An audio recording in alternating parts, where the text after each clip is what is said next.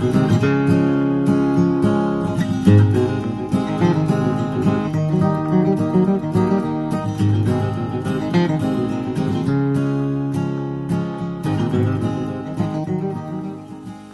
my dad invented the Texas Fireframe grate, he used the laws of physics to open up the hottest part of the fire to the room.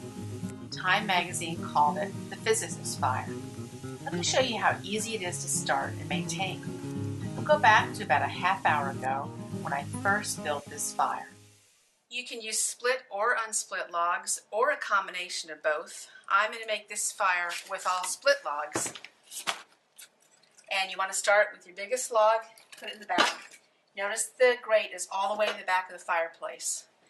Then I'm going to put 1 or 2 logs on the bottom, depending on how many I can fit.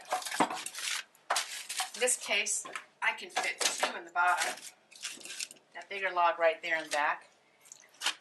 Then I'm going to put the top layer logs on. And there we go. I want all the logs to be nestled, so this one's touching this one's touching the back one, and the lower 2 are touching everything. It's like a sideways C, and they're all in contact, except they're not touching here, of course, because this is the slot where we're going to build the fire and where we're going to create the radiant heat. So the next step is to light the fire. Oh, I wanted to mention also, this is where you adjust the adjustable arms.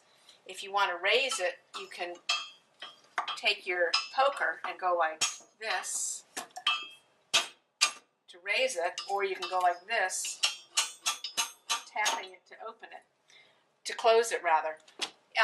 Since the fire hasn't started yet, the logs are cold, you can lift them and use your hands.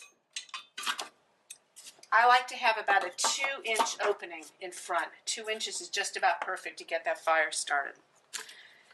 Now it's time to light it, and purists will only use paper, but you can also use kindling if you prefer, and I just like to take 2 pieces of Mississippi fatwood and put it right there in the slot on the lower pieces of wood.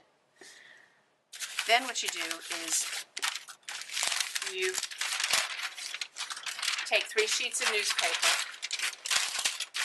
and you're going to make 3 knots.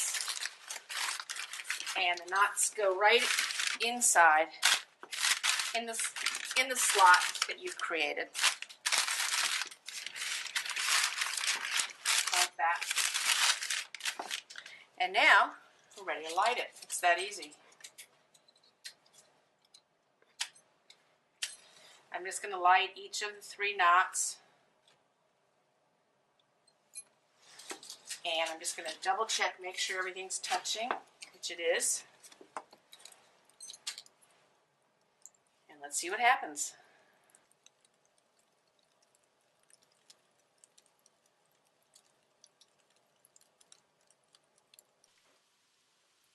So it's cooking along there. And it looks like it's off to a nice start.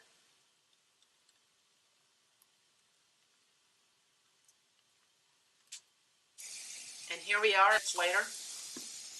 It's really red in the cavity, and we're really feeling some intense heat right now. Again, we have not moved the logs. We haven't done any pushing or poking. It's just maintaining itself really nicely. And you can see the red, hot facings of all the logs in there. It's that hot heart of the fire that we've opened up towards the room with those adjustable arms. And that's what this grate is all about, and that's what sets it apart. So the heart of the fire is opened up to the room so that we're feeling the radiant heat way out. And we have to really sit back from the fire now to be comfortable. It's really putting out some pretty good heat. Now, if this was a conventional fire that had been going for about a half hour, we would have had to poke and roll the logs and move them around to keep it going. With this fire, we have literally just lit it with a match, and that's it. and it just keeps going. And that's what's one of the wonderful things about this arrangement, is not just the heat that it creates, but the simplicity of maintaining it. You could just walk away and enjoy it, and not till the logs really start to burn down do you have to think about either pushing them in or replacing them. I'm going to see if they need to be pushed in at all right now. Ah, there we go. Yes, they have started to burn down a bit. So you can see that. And that is the sum total of maintenance of this fire. Just pushing the logs in so they all maintain contact, to maintain that cavity.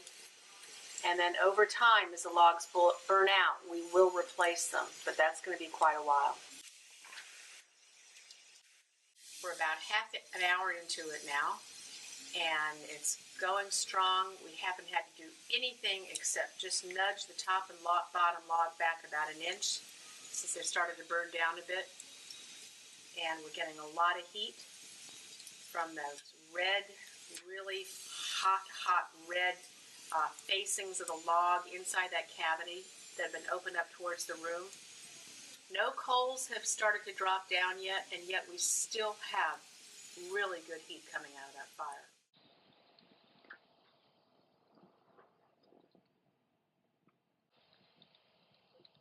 All right, now I'm going to show you how to keep the fire going.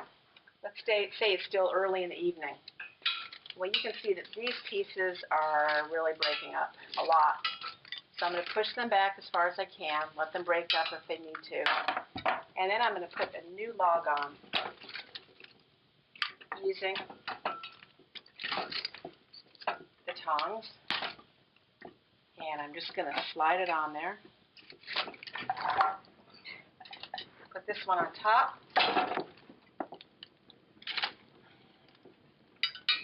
And I want to actually lift the arm a little bit here. So I'm going to do this.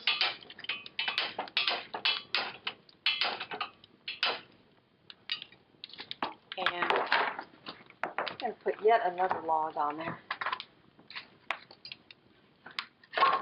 There. And we have our second fire for the evening. That easy.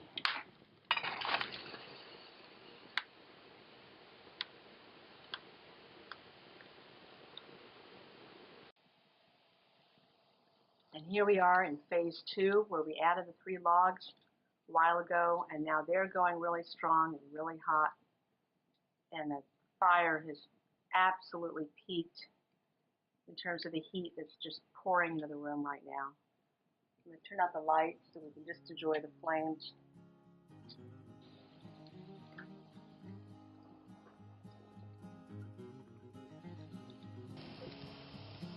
Now, if I wanted to keep this fire going later in the evening, I could very easily add a log right here on the bottom level, another log right up here on the top level. But I'm not going to do that. It's time to start winding down for the evening. But you can see how easy it is to keep a fire going all day long. I've had one going 24 hours when we were without heat at one point. So that's just how you keep it going. Is just add a log on the top, add a log on the bottom, and then just keep pushing them back. And you have sort of a non-stop fire if you choose. Right now, I'm going to let these logs burn out, and then I'm going to call it a night.